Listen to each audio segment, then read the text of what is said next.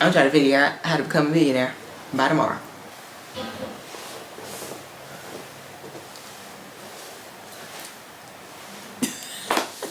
Hey guys, welcome back to my channel. If you're new here, my name is Nadia, and I know for you guys that are not new here, I have not posted a video in the last 2 weeks, and that is because I had COVID. But I'm coming back to you guys with more videos of course, and I just wanted to let y'all know that I missed you guys. Like, I'm in the process right now of recording a vlog, but you guys will see this video before you see the vlog. So I just wanted to let you guys know that I did miss y'all. I'm glad you guys are sticking around even though I hadn't posted. I mean, it's only been 2 weeks, but we want to stay in the algorithm and don't want nothing crazy to happen. So today I'm going to come to you guys, since we're still like kind of in the beginning of the new year. We're still in January. I just wanted to come to you guys and give you guys a saving video. So you still have 11 more months to save for the rest of the year. So I wanted to come on here and just give you guys 10, maybe 11 tips to help you guys along with your saving. Maybe these are some ideas you haven't thought about. Maybe they are. If you don't know, pass them along to somebody else if you don't need them. We're just going to jump right into the video. So the first thing that I want to say is, and I know this is probably going to hit a lot of people because a lot of people, of course, that work do this, or even don't work. People love food, and we always want to use an excuse. Well, I love food. The first tip is stop eating out. Stop eating out because you're eating out for breakfast, you're eating out for lunch, you're eating out for dinner. It's okay to treat yourself. I'm not saying to completely stop doing that, but people that eat out every single day for lunch and then turn around and eat out for dinner, I want you to do this as a practice. 1 week, sit down and calculate, or not even sit down and calculate, just keep every food receipt that you have over a course of 7 days, and at that 7th day, after you have eaten your last meal on that 7th day, take those receipts and calculate those receipts to get an idea of how much money you're spending every day or every week, and then turn that into a month. Because if you're someone who eats out like that all the time, then this is something monthly.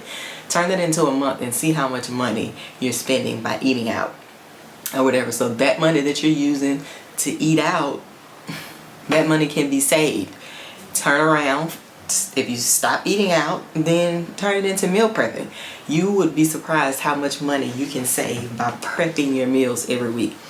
Go grocery shopping 1 day during the week. Prep enough meals for the entire week. I mean, you can prep your breakfast or buy certain things that you eat at home and take with you for breakfast, and then prep your lunch, and your dinner will pretty much be prepped already too, because all of that is prepped. You would be surprised how much money you save if you meal prep. A lot of people feel like it costs a lot of money, and it really does not. If you go grocery shopping today, you can buy enough to last you for 2 weeks, depending on how you eat, maybe 3 or 4 weeks. But stop eating out and meal prepping. I'm kind of putting those two together because they kind of go together. The next one is saying no. And I know you're probably like, what are you talking about? Saying no. I mean, saying no. When people call you and say, oh, let's go out to eat. Oh, well, let's go here. Oh, well, let's go shopping. Let's go do this. Give yourself a timeline that you're strictly going to be like, no, I'm saving from January to July. I'm not doing anything extra in those months. Those are my saving months, because I want to save for the holidays at the end of the year, or I want to save and go on a trip at this part of the year. So just say no. Anything extra that's not something that you absolutely have to do, sacrifice for a certain amount of time and say no, like a no buy, like I'm supposed to be on right now that I failed. But we're not going to talk about that. We'll talk about that in the next video. So that's the second one. The next one is budgeting. You meal prepping, not eating out, saying no, all of those kind of fall in line with budgeting. You can write it down old school way. Get your pen and paper, write it down to the things that you need, bills, food, and things like that, and don't spend any money outside of that. You write down all of your bills, and you write down what you kind of average on spending in groceries. Give yourself a total. Compare that to how much you make. We'll say every 2 weeks, or even monthly. You know, this is how much I have to spend this month, and this is how much I will have left over. So what I have left over, I'm going to take that and I'm going to save that. I'm going to put that into a savings account. Okay? So I'm trying to make this video quick. We'll see. So the next one is get you a side hustle. Whether it be a hobby, something that you actually love doing, a passion, whatever it is, something outside of your job that pays you extra money. And you may say, well, I don't really have a side hustle. Easiest way to figure out what you can do and turn it into money is to take something that you love, or like I said, something that you're passionate about. If you're good at it, charge people to do it. If it's something that you're already doing and doing it for other people, start charging people to do it. Turn it into a business, but you will be making extra money from it if it's something that you can charge people to do. The next one I have is consolidating your bills. Some people have a lot of credit cards or have a lot of different bills, so you have all of these different bills and things coming from everywhere. We'll say credit cards. If you have these 5 different credit cards that you're paying on, $25, $50, $75, however, $100, however much you're paying on all these 5 different credit cards you're paying on every single month.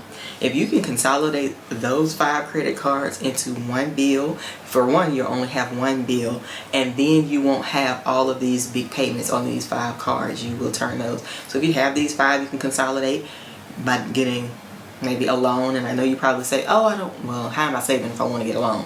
Well, if you pay all 5 of these credit, we'll say you're paying $100 a month on these 5 credit cards. So that's $500 that you're spending automatically right there.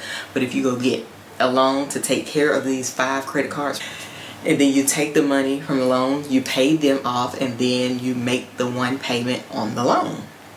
And most likely it won't be as much as you were paying on all of these cards that you were paying. Now you just have this one bill with your loan, and then your cards are now at a 0 balance. Okay? So the next thing is your interest rates. Interest rates could be for your cards, and it could also be if you have a mortgage, anything like that. Contact your credit card companies or go to your bank or whoever your mortgage is through. See if you can get these things refinanced and get lower interest rates. Lower interest rates means more money that you'll be saving in the long run.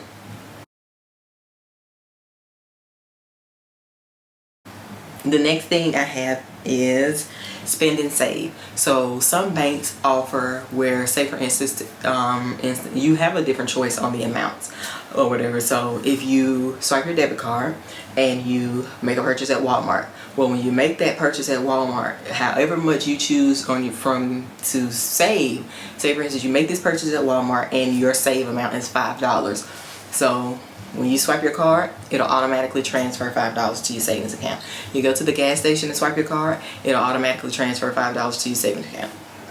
Excuse me. You go buy a pack of bubble gum from over here. Like every time you make a purchase spend, your card will automatically save for you. Anytime you make a swipe, it'll pull that $5, since that's the amount that you picked, and put it in a savings account for you. That money you won't even see, and after a while you won't even think about it because you're used to it automatically going into this savings account for you. The next thing I have on here is bi-weekly transfers.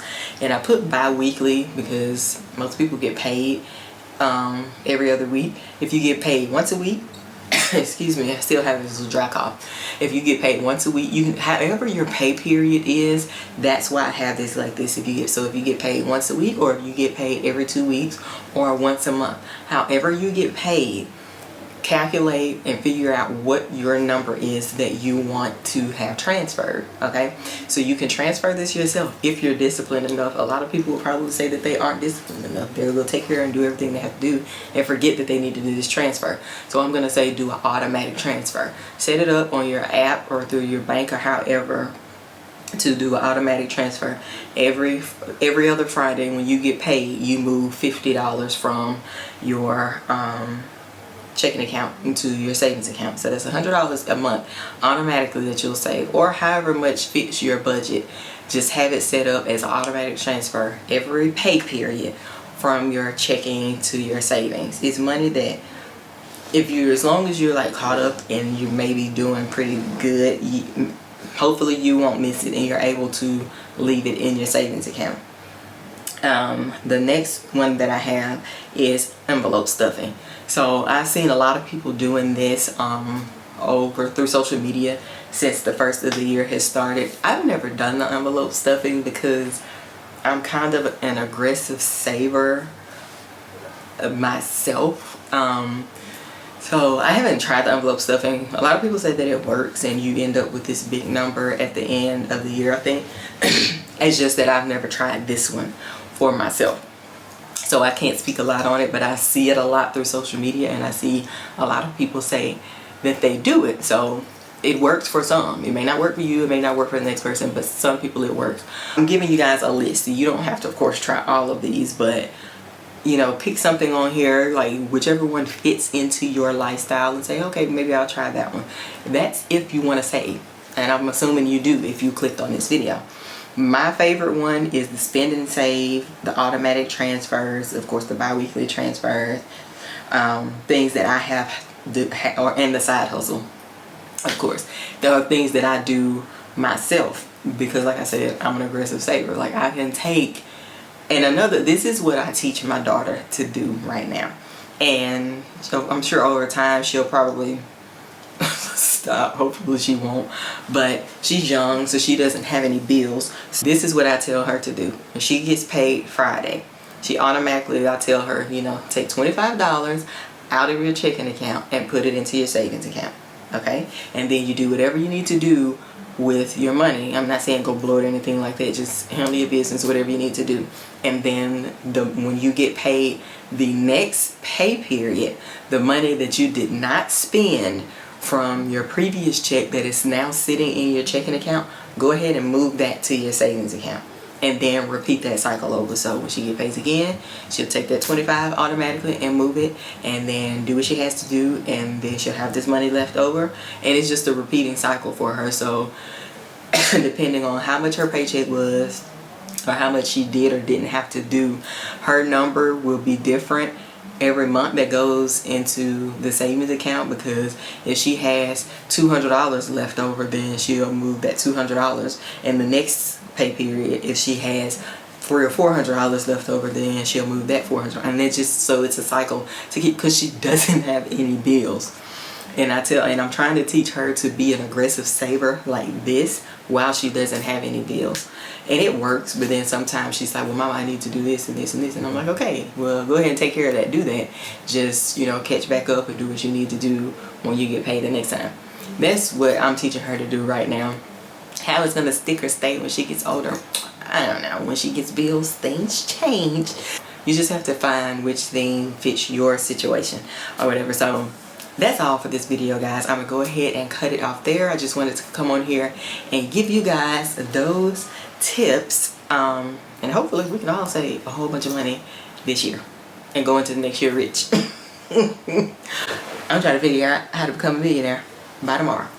So yeah, like I said, this is the end of this video. I hope that you guys enjoyed it so much. If you made it this far, let me know some of your money saving tips down in the comments, so we can chat about that and I may try it or add it to my list, depending on what it is. But anyways, thank you guys so much for supporting my channel. Hello, and thank you to all of my new subscribers that are here. I'm back and I'm doing better, as you guys can see, and we're gonna keep this thing rolling because I be missing recording. But like I said, I'm gonna go ahead and cut this off because I like to ramble, and I will see you guys in my next video. Don't forget to subscribe before you leave. Bye guys.